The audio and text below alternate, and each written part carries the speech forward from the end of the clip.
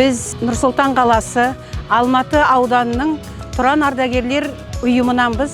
Ардагерлер келіп бүгін Жерұйық 2 паркінде терек отырғызу үстіндеміз. Сол салтанатқа келіп бүгін мерекелеп жүрміз. Енді бұған бұны маңайына келіп дем аламыз, немерелерімізді әкелеміз. Біз үшін бұл үлкен мереке. Атам қазақта атаңнан мал қалғанша тал қалсын деген әдемі сөз бар. Бұл бүгінгі акцияның дәл бүгін өтуі де ол заңдылық. Ел болып, осы бүткіл қазақстандықтар болып, осы тал отырғызғанымыз, мен ойлаймын, бұл болашақ ұрпаққа үлкен үлгі деп.